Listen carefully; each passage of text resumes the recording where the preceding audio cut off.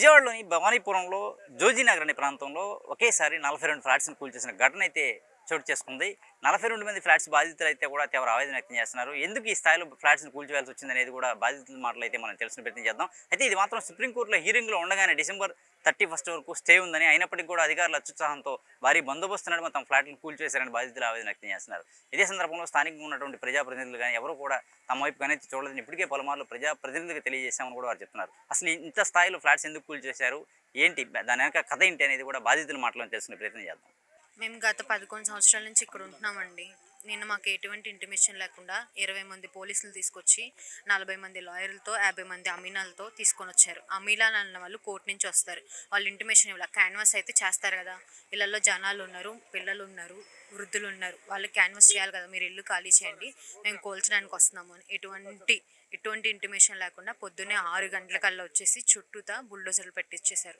పోలీసులు వాళ్ళు కాపలా తెచ్చుకున్నారు. పోలీసులు అనేవాళ్ళు ప్రజలకు రక్షణ ఇవ్వాలి. అలా కాకుండా ఎవరైతే లాయర్స్ వచ్చారో వాళ్ళకి రక్షణ ఇచ్చి వాళ్ళ చుట్టూతా ఉండి దగ్గరుండి మొత్తం కూల్పిచ్చేశారు. మా దగ్గర ఆర్డర్ ఉంది, సుప్రీంకోర్టులో నడుస్తుంది అని చెప్తున్నా కోన అసలు నేను చదువుకున్నానండి, నాకు వచ్చు, కొంచెం కొద్దో గొప్ప తెలుసు, నా మాట వినండి. ఇక్కడ వినపడట్లేదు, మీ దగ్గర ఆ మైక్ ఏదైతే ఉందో అది ఇవ్వండి, నేను మాట్లాడతాను, కనీసం ఈ ఫస్ట్ బిల్డింగ్ అన్న ఆపుతారు. ఇంకా అప్పటికి బిల్డింగ్ పడేయలేదు, పక్కకి నెట్టేశాడు ఒక పోలీస్ అయితే నన్ను. మా మాట అస్సలు పట్టించుకోవాలా. ఎవరైతే అడ్వకేట్ ఉన్నాడో చాలా అసభ్యకరంగా మాట్లాడాడు. అక్కడ మాది చర్చ్ ఉంది, చర్చి పడేస్తారా అండి అంటే, చర్చి కాబట్టే పడేసా, సమాధి కట్టా అన్నాడు. అడ్వకేట్ మాట్లాడే మాట మొత్తం కూల్చేశారు. నేను ఒకటే క్వశ్చన్ చేస్తున్నా ప్రభుత్వాన్ని. ప్రభుత్వం వచ్చి మేము లాస్ట్ టైం ఇక్కడ 40 రోజులు నిరసన ప్రకటించినప్పుడు అధికారులు వచ్చి చూసి వెళ్ళిపోయారు. మేము ఇప్పుడు కూర్చుంటున్నాము, అధికారులు ఇక్కడికి రావాలి. ఆ రోజు ఆయన చంద్రబాబు గారు ఆయన సీఎం గారు జైల్లో ఉన్నప్పుడు మేము రోడ్డు మీదకి దిగి నిరసనలు చేసాం. మా నాయకుడు కావాలని నిరసనలు చేసాం. మేము ఇప్పుడు ఏమీ లేకుండా ఇల్లు పడిపోయి ఉన్నాం, రోడ్డు మీద ఉన్నాం. ఎందుకని ఎవరు రావట్లేదు? ఓట్లేసేటప్పుడే వస్తారా? గెలిచిన తర్వాత ఇంకా మాతో సంబంధం లేదా వాళ్ళకి? వాళ్ళు వచ్చి మాకు సమాధానం చెప్పాలి. నాకు ఇలా పేపర్ మీద రిటర్న్ స్టేట్మెంట్ నాకు కావాలి, నేను మీకు న్యాయం చేస్తాను, మీ తరపున ఉంటాను అని నాకు రిటర్న్ స్టేట్మెంట్ ఇస్తేనే మేము ఇక్కడి నుంచి కదులు. మా ఇల్లు మాకు కావాలండి. ఎటువంటి న్యాయం ఏముందండి? మేము చట్టబద్ధంగా కొనుక్కున్నాము, రిజిస్ట్రేషన్ అయినాయి. ఇప్పుడు మా స్థలాలు కానప్పుడు రిజిస్ట్రేషన్ ఆఫీస్లో మాకు రిజిస్ట్రేషన్ ఎలా చేశారు? కరెంట్ ఎందుకు ఇచ్చారు? వాటర్ కనెక్షన్ ఎందుకు ఇచ్చారు? మేము ట్యాక్స్ పే చేస్తున్నాం కదా.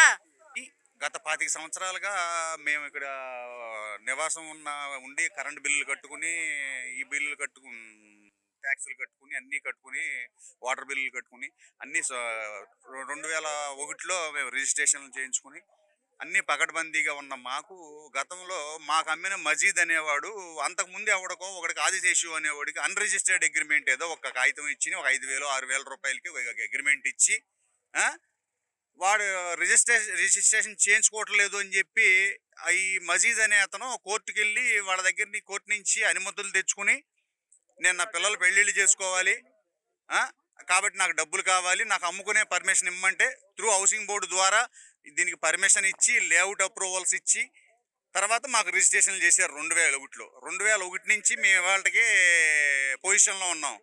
ఈ అప్పట్లో హౌసింగ్ సొసైటీ మీద అదే ఈ లక్ష్మీరామ కోఆపరేటివ్ బిల్డింగ్ సొసైటీ అనేవాడు పెట్టింది ఆదిశేషు అనేవాడు. వాడు చచ్చిపోయాడు. అసలు వాడు నడిచినంత నడిచాడు, వాడు చచ్చిపోయాడు. అక్కడి నుంచి ఇప్పుడు ఈ ల్యాండ్ మాఫియా ఏదైతే ఉందో, మన మహాదేవ్ అప్పాజీ, మహాదేవ్ హరి అనే జనసేన నాయకులు ఇళ్ళు ఇక్కడ ఏ పార్టీ ఉంటే, ఏ పార్టీ అధికారంలో ఉంటే ఆ పార్టీలో దూరి కేవలం కబ్జాలే చేసి బతికే ఈ మహాదేవ్ అప్పాజీ అనేవాడు, మహాదేవ్ హరి అనేవాడు ఈ సొసైటీని భుజానేసుకుని, ఫేక్ సొసైటీని భుజానేసుకుని కోర్టులని కంప్లీట్గా తప్పుదోవ పట్టించి ఇవాళ సుప్రీంకోర్టు ఆర్డర్ మాకు డిసెంబర్ 31 వరకు ఉన్నా కానీ ఒక దానికి పోలీసులు అది తప్పని తెలిసినా కానీ కనీసం ఇవాళ మనం పోలీస్ స్టేషన్కి ఏదన్నా చిన్న ఇబ్బంది వచ్చిందని చెప్తేనే మనల్ని పలకరించే పరిస్థితి లేదు. అలాంటిది నిన్న 500 మంది సుప్రీంకోర్టు ఆర్డర్ డిసెంబర్ 31 వరకు మాకు రక్షణ ఇచ్చినట్టు క్లియర్గా సుప్రీంకోర్టు ఆర్డర్ ఉంటే దాన్ని కాదని చెప్పి నిన్న మొత్తం ఇంత విధ్వంసం చేసి ఆడపిల్లలను కొట్టి తోసేసి వాడు లాయర్లో రౌడీలో బారుగా ఉన్నాడు అతని పేరు. అతని ఫోటోను అతను ఆడపిల్లల్ని చున్నీలు పట్టుకుని లాగి ఒక రౌడీల్లాగా బిహేవ్ చేసి మేము ఎవరో ఏమీ చేయలేని పరిస్థితిలో మమ్మల్ని 500 నుంచి 600 మంది పోలీసులు వచ్చి కట్టడి చేసి ఏమీ చేయలేని పరిస్థితిలో మమ్మల్ని కాళ్ళు చేతులు కట్టేసి ఎన్ని విధ్వంసం సృష్టించారు చూడండి. ఇదంతా మీరు శ్మశానం చేసేసారు. రూపాయి పోగు చేసి ఒక్కొక్క ఇటుక కొనుక్కుని ఎంత బాధపడితే ఆ ఇళ్ళు అక్కడికి వస్తాయి. ఇవాళ నిలువ నీడ లేకుండా 25 సంవత్సరాల నుంచి ఉన్నాం. గవర్నమెంట్ ల్యాండ్లో ఉంటేనే సొంత ల్యాండ్ అవుతుంది. పోరంబాకు గవర్నమెంట్ ల్యాండ్లో ఉంటేనే 13 సంవత్సరాలు ఉంటే ఇది అంటారు. మేము 2001లో మేము కొనుక్కున్నాం. మధ్యలో వచ్చి ఈ కబ్జా ముఠా కోర్లు వాళ్ళ అధికారుల దండలతో కోర్టును తప్పుదోవలు పట్టించి ఇవాళ ఇక్కడ దాకా తీసుకొచ్చారు. మేము అన్యాయం మేము ఎవరి ఆస్తులు మేము లాక్కోలేదు, ఎవరి సొమ్ములు మేము కబ్జా చేయలేదు. 2001 నుంచి మేము కొనుక్కున్నాము. మాకు రిజిస్ట్రేషన్లు ఉన్నాయి. రండి కావాలంటే పబ్లిక్గా ఈ హౌసింగ్ సొసైటీ అని దాని గురించి ఒక 10 సార్లు నుంచి 15 సార్లు ఇన్ఫర్మేషన్ యాక్ట్ పెట్టి అడిగాం. పేరున అందరికీ వివరాలు ఇమ్మని. కనీసం ఎటువంటి వివరాలు ఎవరో కూడా ఇవ్వలేదు. అధికారులు మాకు క్షేమ తలకాయ అంత కూడా మాకు ఇది చేయలేదు. ఎటువంటి వివరాలు ఇవ్వలేదు. ఇప్పుడు సీఎం గారు దీని గురించి పట్టించుకుని, పవన్ కళ్యాణ్ గారు సీఎం గారు పట్టించుకుని దీని మీద ఒక హై లెవెల్ కమిటీ వేసి ఆల్రెడీ ఇప్పుడు మాకు సుప్రీంకోర్టులో రివ్యూ పిటిషన్ లైన్లో ఉంది. ప్లస్ డిసెంబర్ 31 వరకు కూడా ఇచ్చేశారు. నిన్న ఎమర్జెన్సీ పిటిషన్ వేస్తే జడ్జి గారు ఒకటేమన్నారు, ఒకసారి ఇచ్చిన జడ్జిమెంట్ 4 సార్లు చెప్పాల్సిన అవసరం లేదు. మీకు మేము ప్రొటెక్షన్ ఇచ్చాం. డిసెంబర్ 31 వరకు మీరు ప్రొటెక్షన్ ఇచ్చాం అంటే మా లాయర్ గారు ఏమో లేదండి, ఇప్పుడు ఆల్రెడీ అక్కడ ఎగ్జిక్యూషన్ జరిగిపోతుంది, డెమాలిషన్ ఎగ్జిక్యూషన్ జరుగుతుంది అంటే, అయితే మీరు కంటెంప్ట్ ఆఫ్ కోర్టు కేసు పెట్టుకోండి. మీరు నేను చూడాల్సిన అవసరం లేదు. మీకు అన్యాయం జరిగితే మీరు కోర్టులో కేసు పెట్టాను. ఇదే రకంగా నిన్న పాల్గొన్న ప్రతి ఒక్కళ్ళ మీద ఈరోజు సుప్రీంకోర్టులో కంటెంప్ట్ ఆఫ్ కేసు కోర్టు ధిక్కారం కేసు ఈరోజు ఫైల్ చేస్తున్నాము. నిన్న ఎవరైతే పాల్గొన్నారో, ఏ అధికారులు అయితే పాల్గొన్నారో వాళ్ళకి గుణపాఠం పక్కగా చెప్పి తీరుతాం. మేము మా కష్టార్జితం పోయింది, మా కడుపుల మీద కొట్టారు, దానికి వాళ్ళు ఎంత అనుభవించాలనేది అంత అనుభవించేటట్టు చేస్తాం గ్యారంటీగా. రిజిస్ట్రేషన్ దేని చేశారు? 2023 దాకా రిజిస్ట్రేషన్ దేని చేశారు? ఎందుకు బోర్డు పెట్టలేదు? కరెంటు బిల్లు దేనికి కట్టించుకున్నారు? రెవెన్యూ దేనికి కట్టించుకున్నారు? దేనికి పర్మిషన్ ఇచ్చారు? మరి జడ్జీలు ఏం చేస్తున్నారు? మరి జడ్జీలు వాళ్ళు ప్రశ్నించొద్దా? మరి దేనికి ఇచ్చారు పర్మిషన్లు కొట్టమని? ముందు వాళ్ళు పిలవాలి కదా. మరి ఏది మన రిజిస్ట్రార్లు పిలవాలి కదా, కరెంటు వాళ్ళు పిలవాలి కదా, బోర్డులు పెట్టారు కదా. ఇవన్నీ చర్చించకుండా ఎలా ఇస్తావు పర్మిషన్ కొట్టమని? ఏ రకంగా ఇస్తారు మీరు? అంటే మీరు అధికారులు మీకు చెల్లుద్దని ఇస్తారా? అది ఎంతవరకు ధర్మం చెప్పండి. ఇంకోటి, మన ఎమ్మెల్యే గారు కూర్చుంటే ఆయనే మనకు రాజు ఇక్కడ ఈ ఏరియాకి. ఆయన కూర్చుంటే ఎవరు రాదు, దమ్మున మగోడు రాడు. మరి మన ఎమ్మెల్యే గారు చూడలేదు, మన ఎంపీ గారు చూడలేదు. మరి వాళ్ళని పరిశీలించాలి. కొన్ని నీ వల్ల కాదు ఎమ్మెల్యే, మన ముఖ్యమంత్రి గారికి, మన లోకేష్ బాబు గారు, పవన్ కళ్యాణ్కి ఇలా జరుగుతుంది, ఏరియాలో ఇంత మోసం జరుగుతుంది, ఈ దగా సొసైటీ అని చెప్తే వాళ్ళు చూస్తారుగా, వాళ్ళు మన ఎంక్వైరీ చేపిస్తారుగా కమిటీస్గా. ఇది సిబిఐఎస్సీ అని తెలిసిపోతుంది, ఎవరు దొంగలు ఎవరు మంచోళ్ళని సిబిఐఎస్సీ అని తెలిసిపోద్ది. ఓన్లీ మన చంద్రబాబు నాయుడు గారు ఆ గురువు గారు పట్టుకుంటేనే ఇది అయిద్దండి.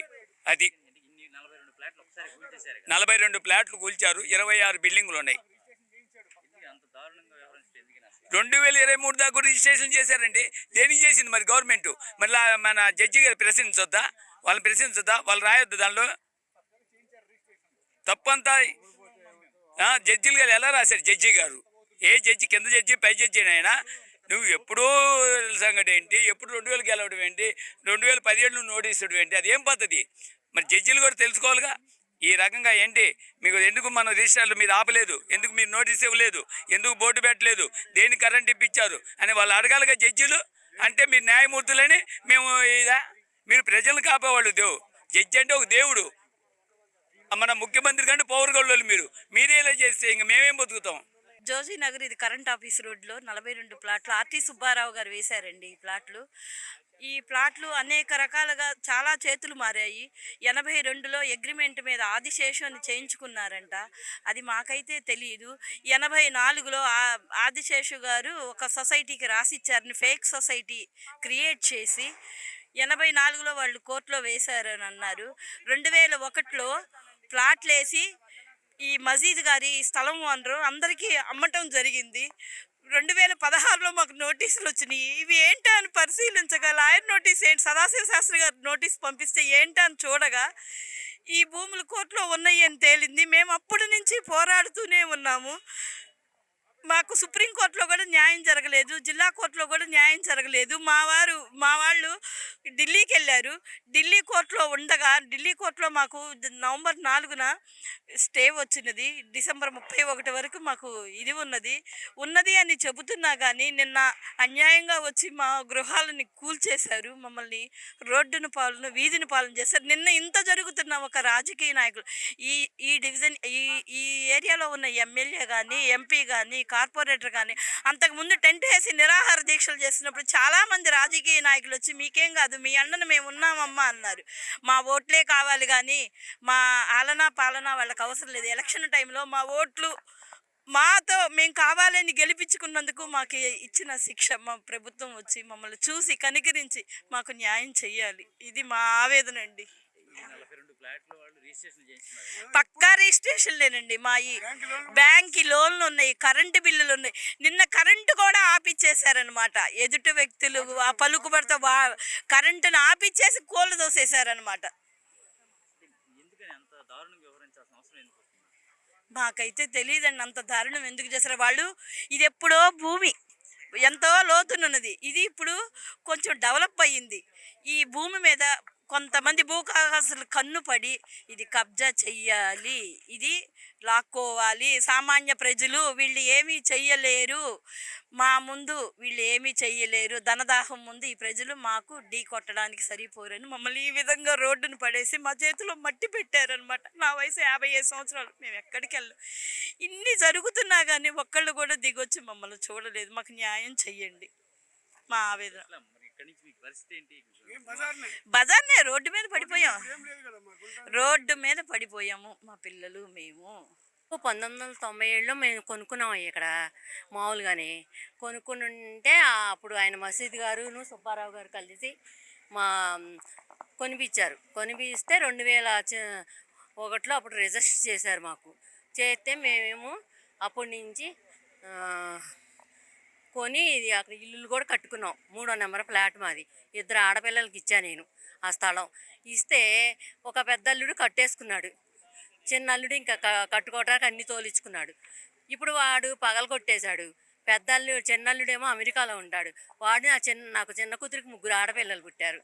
ఆడు ఈ ఎట్లా వదిలేన ప్రాపర్టీ కోసం నా కూతుర్ని వదిలేశాడు. ఇప్పుడు నా ఇంట్లో ఉంది ఆ కూతురు. 2 ఆడపిల్లలకు 3 పిల్లలు పుట్టారు. దాన్ని వదిలేశాడు. ఏంటి ఆడేమో చూడు. మరి ఈ పెద్దల్లుడు కూడా డాబా పగలగొట్టాడు, కట్టుకున్నాడుగా, పగలగొట్టాడుగా. ఇప్పుడు నా పరిస్థితి ఏమైపోవాలి? నేను చెప్పాను. ఇదిగో ఈ కోట్లు కానీ ఆటలు కానీ ఉన్న బంగారం గాజులు అన్నీ అమ్మేసి కట్టుకున్నాం. ఇప్పుడు మా పరిస్థితి ఏంటి అసలు? ఎవరిది తప్పంట? మా తప్ప? ఎవరిది తప్పు? లాయర్లు కంటే లాయర్లు కొనేశాడు. ఫస్ట్ నుంచి లాయర్లు కొనేశాడు. ఇప్పుడు బట్టే వస్తుంటే నిన్న ఎంత బతిలాడా మా డాబా అమ్మ కట్టొద్దు అని.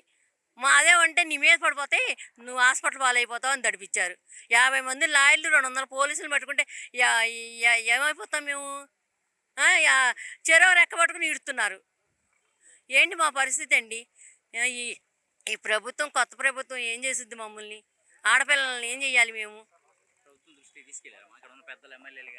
అందరి దగ్గర తీసుకెళ్లారు. లోకేష్ దగ్గరికి వెళ్ళాను, అన్ని దగ్గరికి వెళ్ళారు. వీళ్ళందరూ మగవాళ్ళు. నేను వయసులో ఉన్నదాన్ని కాదు, ముసలిదాన్ని అయిపోయా.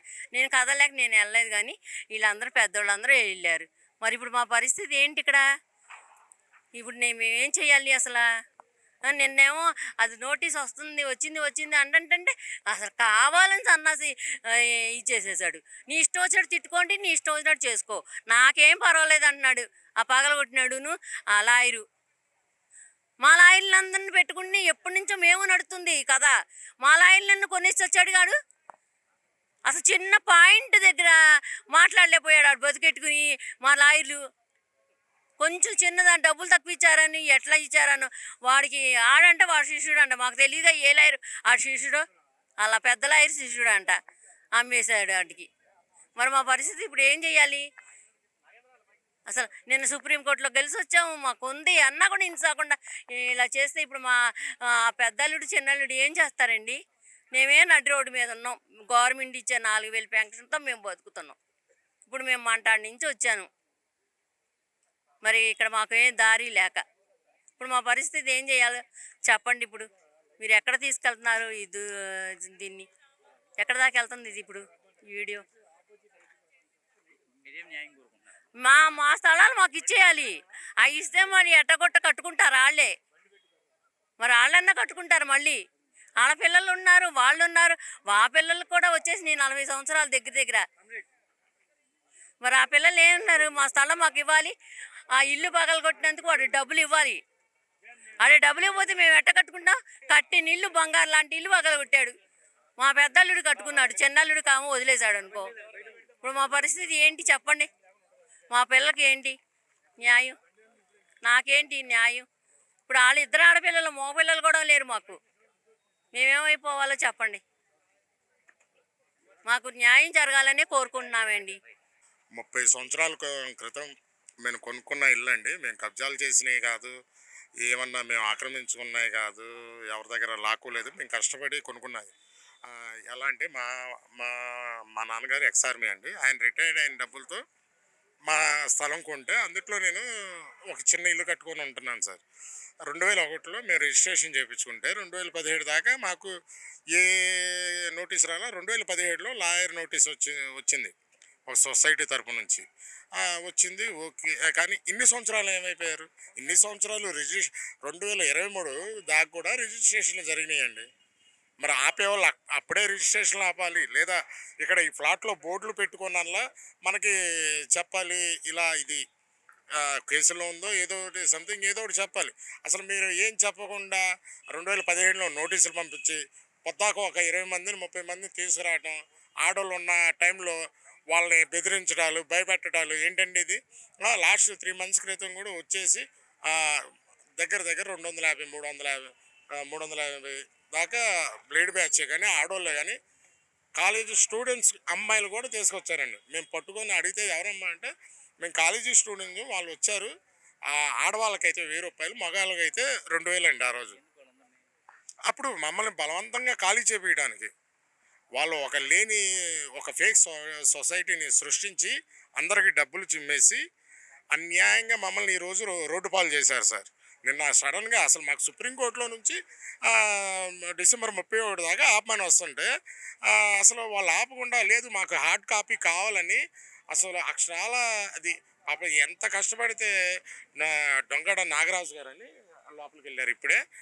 పాప ఎంత కష్టపడితే అంత ఇల్లు అండి, చిన్న పిల్లలు, వాళ్ళ పిల్లలు అన్యాయంగా అసలు సుప్రీంకోర్టు చెప్పేసింది ఆపండి, ఏం చేయొద్దని. అయినా సరే వినకుండా హార్డ్ కాపీ కావాలని అన్యాయంగా కూల్చేశారండి. నిన్న అసలు మమ్మల్ని రోడ్డు పాలు చేశారు. నిన్నంతా మేము రోడ్ల మీద ఉన్నాము.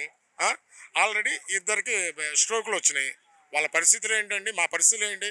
అవతల నుంచి గిరి అనే లాయర్ ఎప్పుడు వచ్చేది, ఆ లాయర్ సిగరెట్ తాకుండా ఏమంటున్నాడు, ఏమంటే చర్చిని కూడా పడేశారుగా ఏంటండి, కనికరం లేదా అంటే చర్చి కాబట్టే పడగొట్టా అంటున్నారు. ఏంటండి మన దేశం కాదా, మన భారతదేశం కాదా? ఈ అంటే హిందువులే బతకాలి, క్రిస్టియన్సే బతకాలి, ముస్లింలే బతకాలి అని ఏమైనా ఉందా? అందరూ సమానమేగా.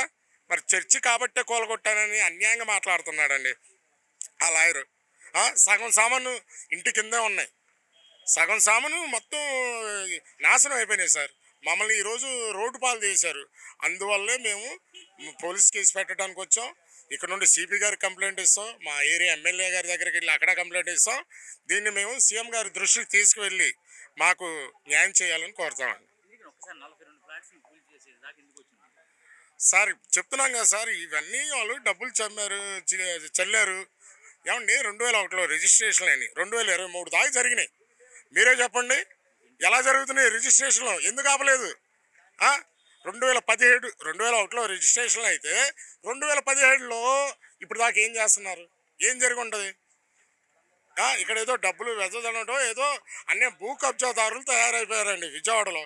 ఈ విజయవాడ సిటీలో ఒక్కసారిగా ఈ అమరావతి రాజధాని అనేసరికి భూ కబ్జాదారులు వచ్చేసి మొత్తం ఆక్రమణలు చేస్తున్నారు, ఆక్రమణలు చేస్తున్నారు. ఇవన్నీ కుదరవండి, మేము ప్రాణాలు వేస్తాం, మా ఫ్లాట్లో మేము చావటానికైనా రెడీ, లేదా దుర్గమ్మ సాక్షిగా వెళ్ళి కృష్ణలో దూకి మేము అందరం ఫ్లాట్లో అందరూ ఆత్మహత్యలు చేసుకుంటాం. మన చంద్రబాబు నాయుడు గారు కానీ, లోకేష్ గారు కానీ, పవన్ కళ్యాణ్ గారు కానీ మా సమస్యను పరిష్కరించి మాకు న్యాయం చేయాలని కోరుకుంటున్నాం.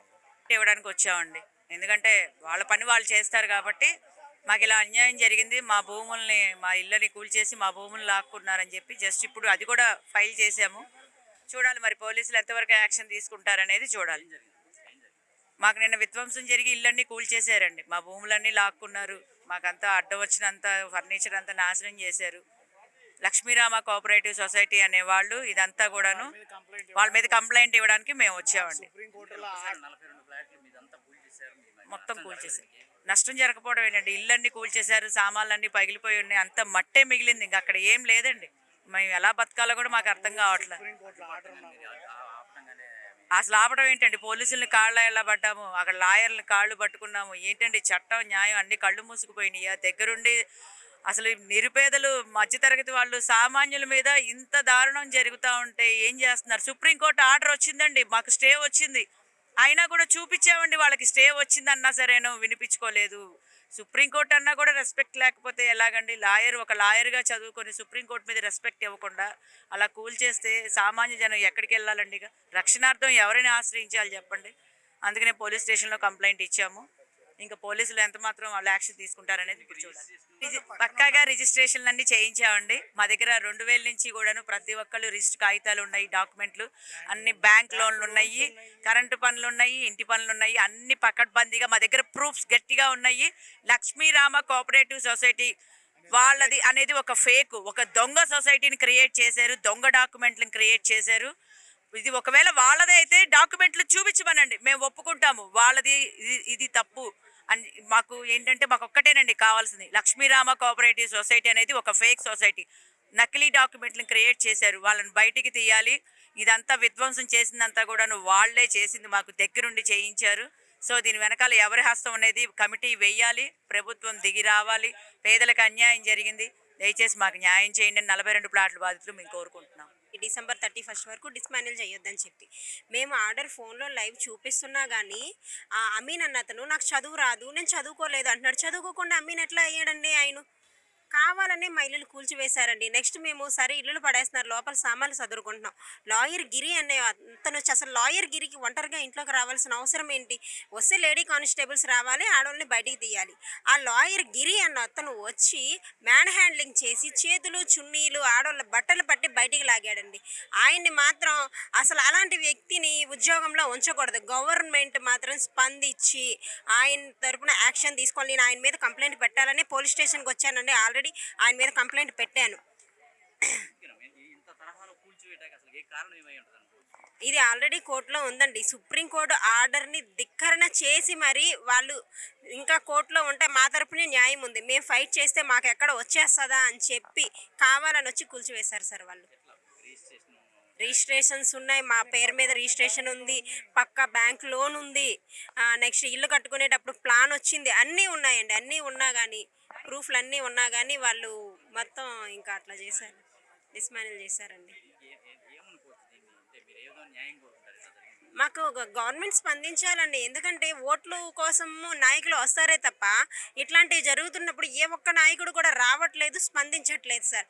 మాకు చంద్రబాబు దగ్గర నుంచి CM Chandrababu, deputy CM Pawan Kalyan garu మా కేసుని తీసుకొని వాళ్ళ తరపు నుంచి మాకు న్యాయం చేయాలి సార్.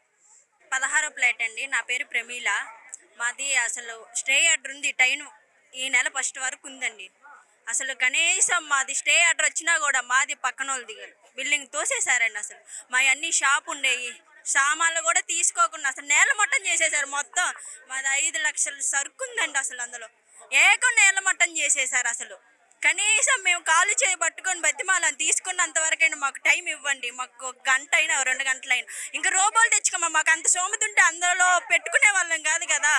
మాకు అంత బేగా మా వైపు వచ్చిద్దనేగా మేము అన్నాళ్ళు ఉంచుకున్నాం సరుకుని, ఎక్కడ తీసుకోలేకేగా మేము అందులో మాకు సొంతదని ఉంచుకున్నాం సరుకుని. అసలు నేల మట్టం చేసేసారు ఏకంగా. మాకు అసలు ఇప్పుడు కనీసం దాని మీద 1 రూపాయి లాభం లేకుండా అయిపోయింది ఏకం. అసలు పక్కా రిజిస్ట్రేషన్ లోన్ కూడా తీసుకున్నాం, 50% కూడా కాలేదు మాది. అసలు ఆ లోన్ ఎలా కట్టాలి ఇప్పుడు? మేము వ్యాపారం అంతా కూల్ చేసేసాం. కనీసం నాయకులైనా మాకు న్యాయం చేస్తారని అనుకుంటున్నాం. లక్ష్మీరామ కోఆపరేటివ్ సొసైటీ పేరిట నకిలీ డాక్యుమెంట్లు సృష్టించి తమ నివాసాలు కూల్చివేశారని బాధితులు అయితే ఆవేదన వ్యక్తం చేస్తున్నారు. నివాసాలు కూల్చే సమయంలో తాము వేడుకుంటున్నా కూడా తమని పట్టించుకోలేదని, తమ పట్ల అసభ్యకరంగా ప్రవర్తించారని వారు ఆవేదన వ్యక్తం చేస్తున్నారు. పోలీసులే కావచ్చు, అటు అక్కడికి వచ్చినటువంటి లాయర్లే కావచ్చు, అనంతా కూడా అసభ్యకరంగా ప్రవర్తించారని, చున్నీళ్ళు లాగుతూ, సిగరెట్ కాలుస్తూ, పొగ ముఖం మీద ఊతూ అత్యంత అసభ్యకరంగా ప్రవర్తించారని చెప్పని వారు ఆవేదన వ్యక్తం చేస్తున్నారు. ప్రభుత్వం ఇప్పటికైనా స్పందించి తమకు న్యాయం చేయాలని, తమ దగ్గర పక్క ఆధారాలు ఉన్నాయని, registration documents, water tax, current tax ఇవన్నీ ఉన్నాయని చెప్పని వారు చెప్తున్నారు. ఇప్పటికైనా ముఖ్యమంత్రి చంద్రబాబు స్పందించి బాధితులైనటువంటి తమకు న్యాయం చేయాలని వారు వేడుకుంటున్నారు. లేని పక్షంలో తమ ఆత్మహత్యలకైనా సిద్ధమని స్పష్టం చేస్తున్నారు. వీడియో జర్నలిస్ట్ రామాన్తో నాని, ఏపీ అమరావతి, అభినవ్ భారత్, విజయవాడ నుంచి.